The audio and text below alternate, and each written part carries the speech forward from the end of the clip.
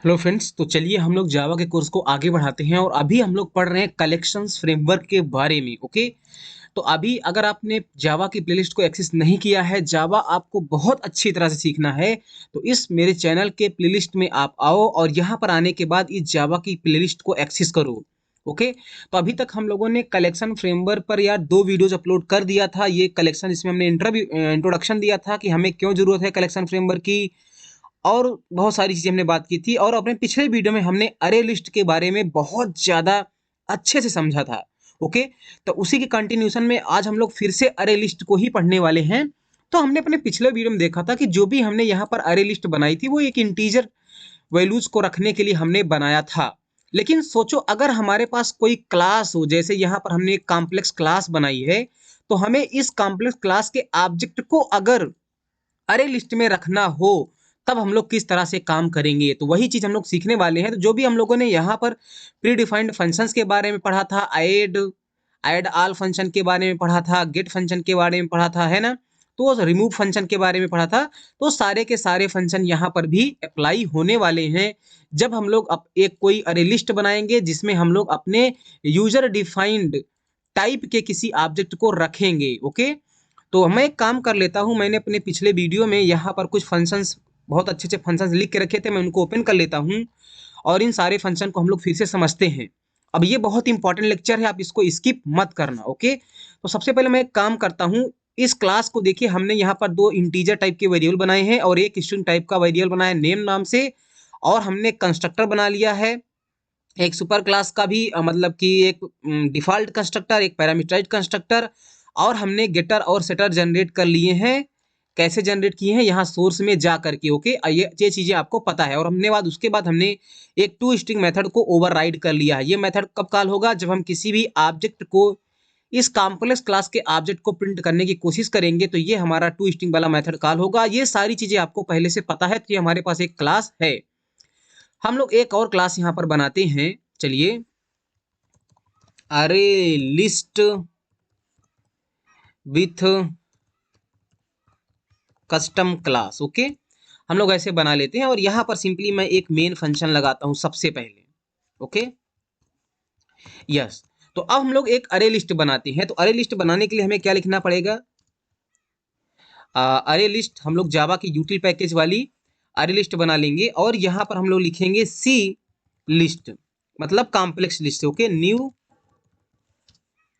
New अरे list यहाँ पर हम लोग कॉल करेंगे, राइट। तो हमने एक लिस्ट बना ली। अब इस लिस्ट में हम किस टाइप के ऑब्जेक्ट को रखने वाले हैं, इस कॉम्प्लेक्स टाइप के ऑब्जेक्ट को रखने वाले हैं। तो हमें यहाँ पर बताना पड़ता है, जब हम लोग लिस्ट बनाते हैं तो यहाँ पर हम लोग कॉम्प्लेक्स कर देंगे और यहाँ पर भी हम लोग कॉम्प्लेक्स कर देंगे। Okay, right. तो हम लोग यहाँ पर क्या कर रहे हैं कि हमने एक लिस्ट बनाई है जिसका टाइप क्या है, कॉम्प्लेक्स है, तो इसमें हम कॉम्प्लेक्स टाइप के ऑब्जेक्ट को रख सकते हैं। समझ में बात आया। अब अब हमें इसमें सिंपली क्या करना है, ऑब्जेक्ट्स को ऐड करना है हमें इस लिस्ट में। तो ऐड करने के लिए हमारे पास कौन सा फंक्शन है बताइए, सी लिस्ट डॉट ऐड फंक्शन को। और देखिए जैसे हमने ऐड फंक्शन को कॉल किया, यहाँ पर वो बता रहा है कॉम्प्लेक्स कॉम्प्लेक्स टाइप का आप एक ऑब्जेक्ट पास करिए।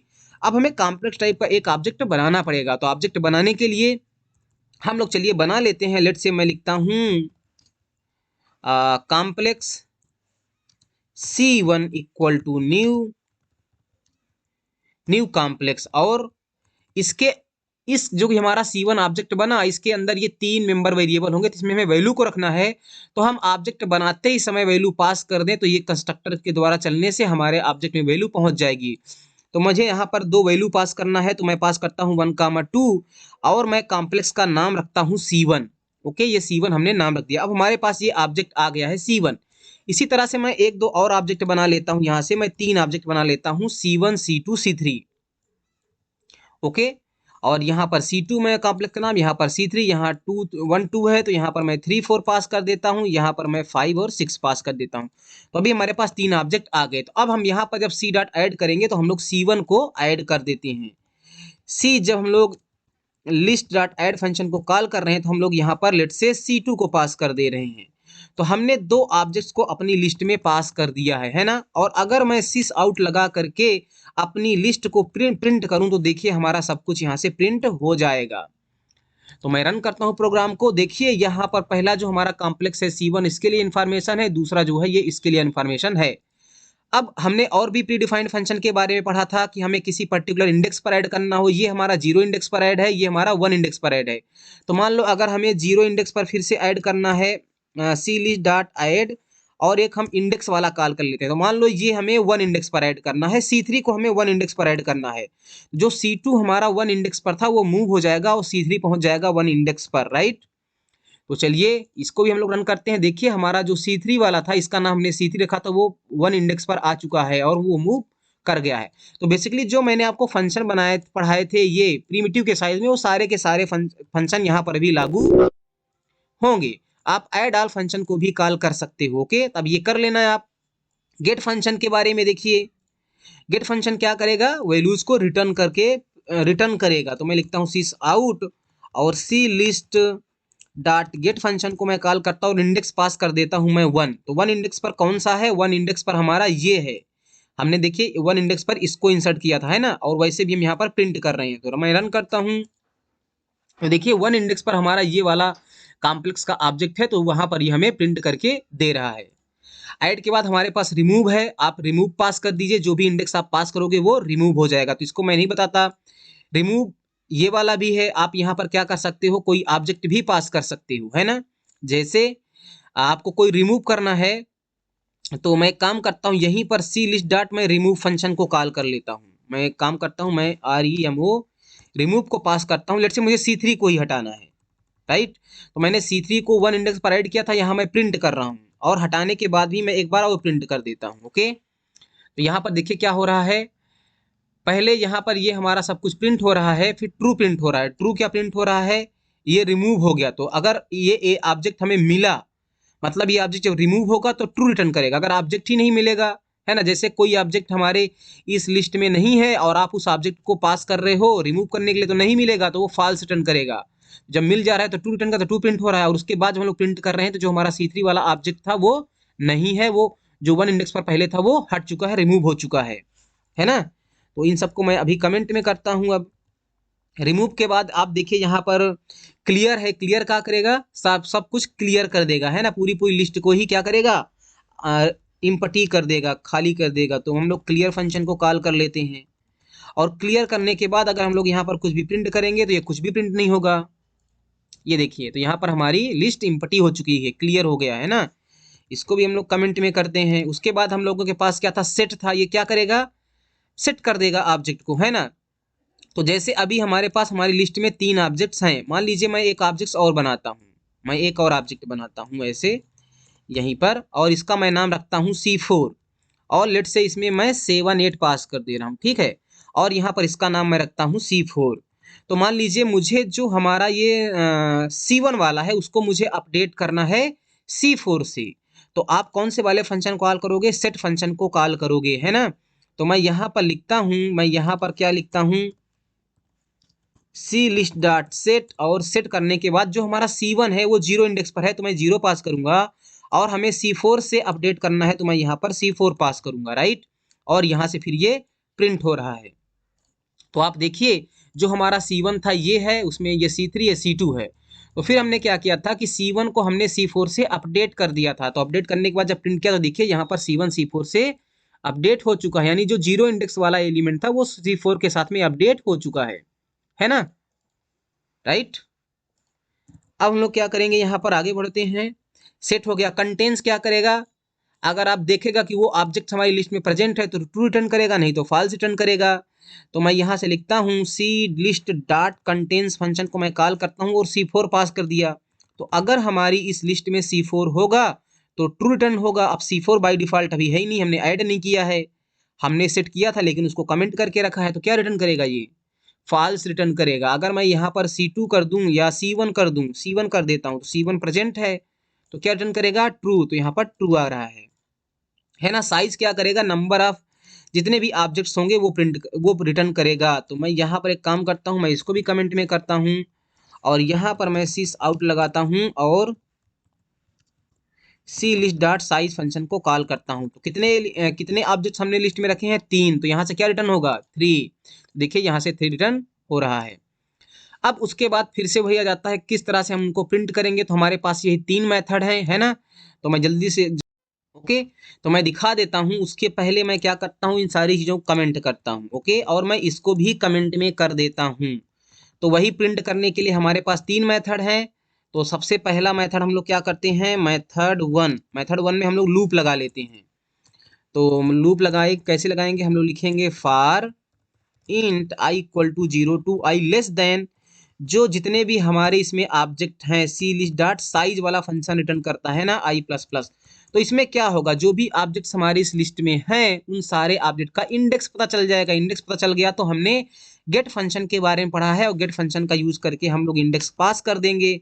तो क्या होगा, रिटर्न कर देगा। तो सी लिस्ट डॉट गेट फंक्शन को कॉल करेंगे और इंडेक्स में आई पास कर देंगे। तो आई की वैल्यू चेंज होती रहेगी और हमें सारे एलिमेंट्स यहाँ पर मिल जाएंगे। तो देखिए ये हमारे सारे के सारे complex C1 C3 and C2 जिस भी आर्डर में यहाँ पर इंसर्ट हुए हैं। ओके, पहले हमने C1 C2 को इंसर्ट किया था, उसके बाद हमने 1 इंडेक्स पर C3 को पुश कर दिया था, ऐड कर दिया था, है ना? तो यहाँ पर आर्डर मेंटेन होता है, जो इंसर्शन आर्डर होता है वो मेंटेन होता है। अगर मैं यहाँ से 1 हटा दूं, अब मैंने क्या किया, तीनों को ऐड कर दिया। तो पहले C1 को, C2 को, C3 को ऐसे बारी बारी से ऐड किया है। तो यहाँ पर इंसर्शन आर्डर मेंटेन होगा। तो मैं रन करता हूँ, तो देखिए पहले C1 C2 C3। तो इंसर्शन आर्डर हमेशा लिस्ट में क्या होता है, अरे लिस्ट में मेंटेन होता है। इनफैक्ट जितनी भी यहाँ पर आपको दिख रही है लिस्ट के लिस्ट इंटरफेस को जो जो क्लास ने इम्प्लीमेंट्स किया है, चाहे वो अरे लिस्ट हो, लिंक लिस्ट हो, स्टैक हो, वेक्टर हो, इन सब में इंसर्शन आर्डर मेंटेन रहता है। तो जिस मैनर में आप ऑब्जेक्ट को इंसर्ट करोगे वो वैसे ही आपको मिलेंगे। ओके, दूसरा मेथड हमारे पास क्या है, हम लोग फार ईच लूप यूज कर सकते हैं। इसमें आपको क्या करना पड़ता है, सिंपली आप ऐसे फार लिखिए। फार लिखने के बाद जिस टाइप की वैल्यू आपने इस लिस्ट में रखी है, तो हमने कॉम्प्लेक्स टाइप की वैल्यू यानी कॉम्प्लेक्स टाइप का ऑब्जेक्ट्स रखा है, कॉम्प्लेक्स टाइप की वैल्यू रखी है, तो हम लोग कॉम्प्लेक्स का यहाँ पर एक ऑब्जेक्ट बनाते हैं इस तरह से, और अपनी फिर सेमी कॉलन लगा करके अपने इस लिस्ट को पास करते हैं। तो क्या होगा, जैसे जैसे ये लूप एग्जीक्यूट होगा तो एक एक ऑब्जेक्ट इस सी लिस्ट से हमारे इस सी ऑब्जेक्ट में आएगा, और अगर सी ऑब्जेक्ट में बारी बारी से वो आ रहा है तो हम उसको प्रिंट कर सकते हैं, है ना? और यहाँ से हम लोग एक काम करते हैं, यहाँ पर हम लोग थोड़ा सा सिस आउट लगा देते हैं और ऐसे लाइन ड्रा कर देते हैं। ओके,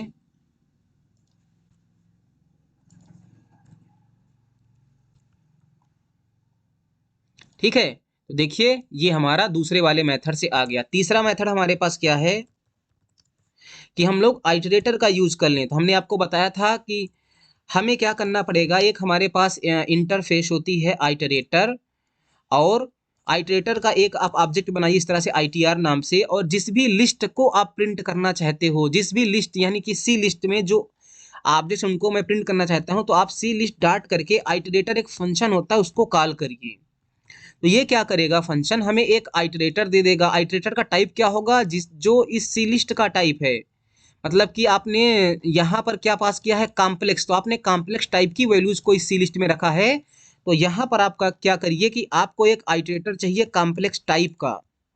ओके, तो आप अपनी जो आपकी अरे लिस्ट है उसका यूज करके आइटरेटर को कॉल करिए, और आइटरेटर यहाँ पर लिखिए और यहाँ पर कॉम्प्लेक्स लिखिए, और आपको ये ITR मिल जाएगा। अब जैसे ही वो मिल गया है, तो अपने पिछले वीडियो में हमने बताया था आपको लगाना पड़ेगा एक इनफाइनाइट वाइल लूप, और जो ये ITR है ये हमें बताएगा हैश नेक्स्ट फंक्शन को कॉल करेंगे। तो अगर वैल्यूज है तो ये ट्रू रिटर्न करेगा, और अगर वैल्यूज है ट्रू रिटर्न हो रहा है तो फिर हम लोग ITR डॉट नेक्स्ट फंक्शन को कॉल करके वैल्यू को पा सकते हैं। ओके, इस तरह से। तो मैं यहाँ पर इसको पेस्ट करता हूँ ऐसे। ओके, ये मैंने पिछले वीडियो में आपको बताया था, फिर से मैं रन कर देता हूँ। देखिए यहाँ पर सब कुछ प्रिंट हो रहा है।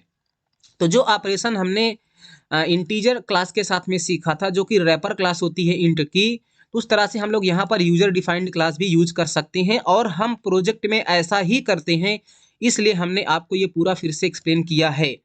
अब अपने आने वाले वीडियोस में मैं बहुत ही तगड़े कॉन्सेप्ट सीखने वाला हूं। जैसे इस सी लिस्ट में हमने देखिए यहाँ पर 4 ऑब्जेक्ट को मान लीजिए ऐड किया।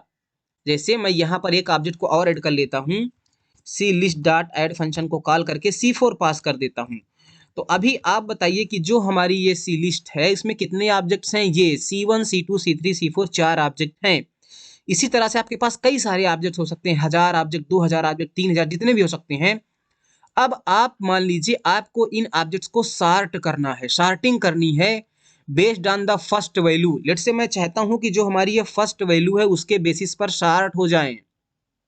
तो हम लोग क्या कैसे सॉर्ट करेंगे, है ना? जैसे आपने देखा होगा, अगर आपके पास कोई अरे होता है, अरे में आपने कुछ वैल्यू रखी, हो सकता है इंटीजर टाइप की रखी हो या कोई स्ट्रिंग टाइप की रखी हो, तो आप अरे को किस तरह से सॉर्ट करते थे? तो यहाँ पर अब क्या हम लोग कर रहे हैं कि जो भी ऑब्जेक्ट्स हमारी सी लिस्ट में हैं, उस ऑब्जेक्ट के अंदर जो भी मेंबर्स हैं, जैसे यहाँ पर ए है, बी है, नेम है, इनके बेसिस पर अगर हमें इन ऑब्जेक्ट्स को सॉर्ट करके इस लिस्ट में रखना है तो कैसे करेंगे?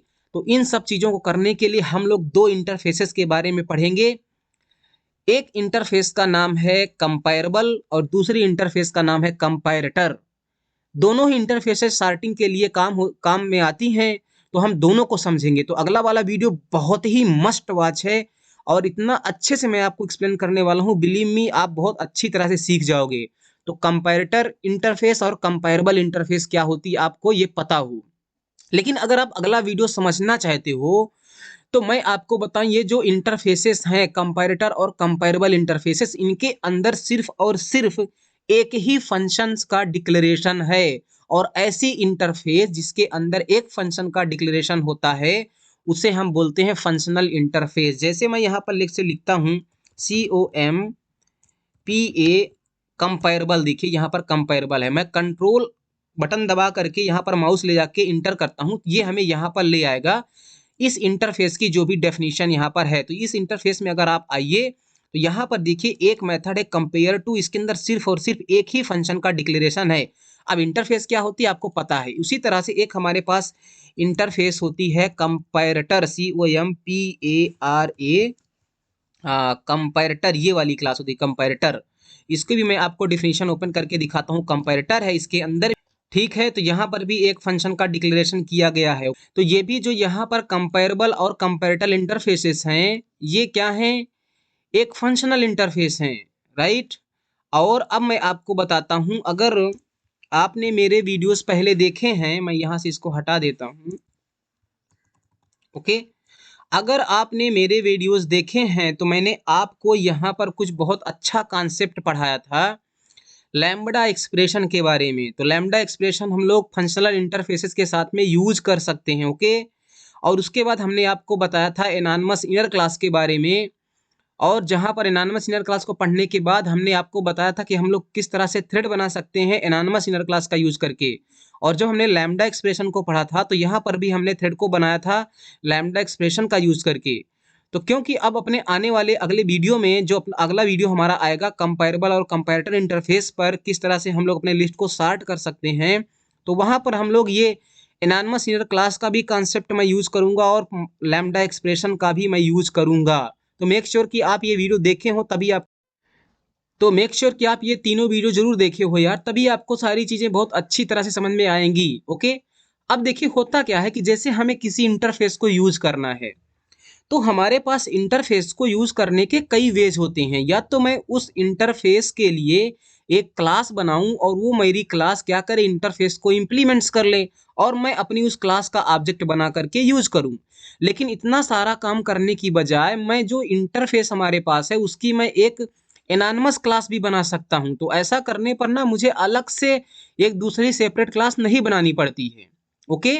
और मान लीजिए ऐसी इंटरफेस जिसके अंदर सिर्फ और सिर्फ एक ही मेथड का डिक्लेरेशन है, उसे हम बोलते हैं फंक्शनल इंटरफेस। और फंक्शनल इंटरफेस के साथ में हम लोग और भी थोड़ा कम काम कर सकते हैं और वो हम लोग लैम्ब्डा एक्सप्रेशन का यूज करके करते हैं। तो आपको यार ये तीनों भी जरूर देखो यार, तो ये 74 75 76 जरूर देख लो। इनफैक्ट अगर आपको जावा में मास्टरी करनी है तो पूरे वीडियोस देखो, क्योंकि इतना ब्रांड न्यू और हर एक कॉन्सेप्ट इन डेप्थ बहुत ही अच्छी तरीके से एक्सप्लेन करके जो मैंने रखा है ये आपको कहीं नहीं मिलेगा। आप चेक कर लो, कहीं भी चेक कर लो। तो मैं ये बोल रहा हूँ कि ये आप सारा देख लो, क्योंकि अगर मैं अगले वीडियो में मैं लैम्ब्डा एक्सप्रेशन यूज करूंगा, एनानमस इनर क्लास अगर मैं यूज करने लगा तो आपको वो चीजें समझ में नहीं आएंगी। तो मेक श्योर कि आप ये देख लो एंड आई होप आपको अब ये वाला समझ में आया होगा। तो अपने अगले वीडियो में हम लोग कंपेरेबल और कंपैरेटर इंटरफेस के बारे में सीखेंगे, जहां पर हम ये देखेंगे कि अगर हमने लिस्ट में इस अपने अरे लिस्ट में कोई ऑब्जेक्ट्स को रखे हैं, बहुत सारे ऑब्जेक्ट्स हैं, तो उनको हम लोग कैसे सॉर्ट करेंगे उनके मेंबर्स के अकॉर्डिंग। मान लीजिए मैं नेम के अकॉर्डिंग सॉर्ट करना चाहता हूं तो भी मैं कर सकता हूं, जो बी की वैल्यू है उसके अकॉर्डिंग मुझे सॉर्ट करना है तो भी मैं कर सकता हूं, जो यहाँ पर ए है अगर उसके अकॉर्डिंग मैं सॉर्ट करना चाहता हूं तो वो भी मैं कर सकता हूं। ओके, तो मिलते हैं आपको अपने अगले वीडियो में। आई होप आपको ये समझ में आया होगा। Thank you so much.